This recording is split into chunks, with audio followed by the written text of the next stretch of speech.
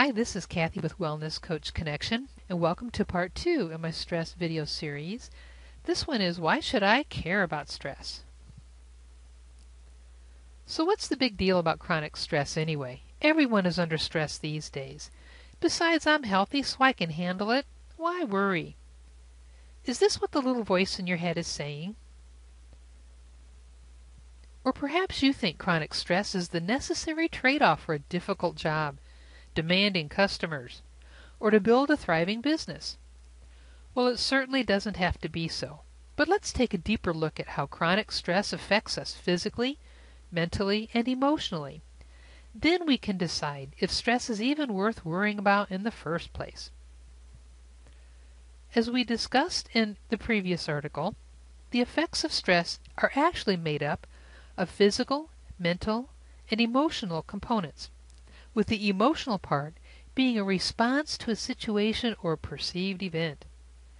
In fact, what we commonly call the negative health effects of stress actually refer to our emotional response to a stress trigger.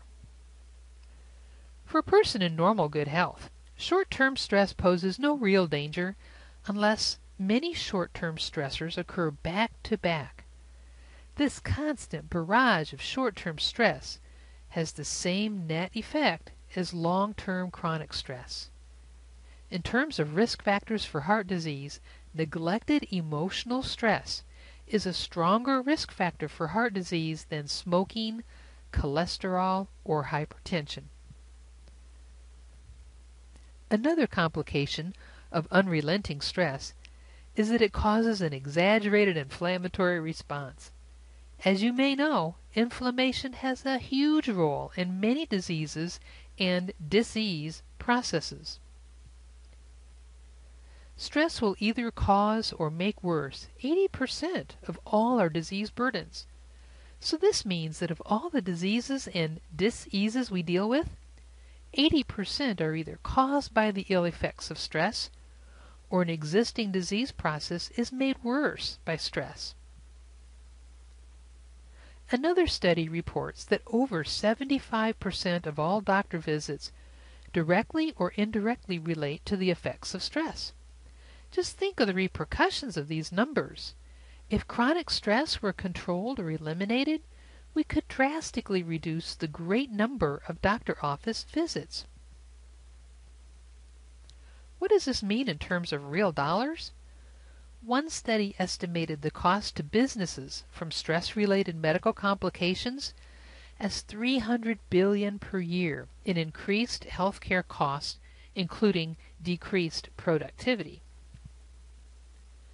And stress also interferes with sleep, which in turn affects a person's ability to lose weight. In fact, if stress is in the picture and a person is not sleeping, there are signals being sent to the body to increase abdominal fat and interfere with satiety, a person's feeling of fullness after they eat. This lack of sleep then starts a whole hormonal cascade, leading to weight gain. By eventually deflating a person's outlook and motivation, constant stress also impacts a person's well-being and positivity. Stress confuses a person's ability to focus, maintain overall energy, and ability to thrive and be happy. In fact, depression, which is very closely related to unrelenting stress, was the fourth leading cause of disease burden in 1990, and estimated in one study to be the #1 leading cause by 2020. So obviously, unrelenting stress has a profound effect on all aspects of our health and well-being. And to ignore stress while concentrating on other health goals is to ignore the big elephant in the room. And this is just a broad overview of how stress affects our health. In the next article, we'll follow the domino effect as we trace the path of events in our bodies caused by stress. In the meantime, if you'd like to do something for stress right now, visit my website, burnoutbreakthrough.com, and there you can receive my free gift to you, It's an ebook entitled A State of Ease, valued at $20, but yours for free. My gift to you.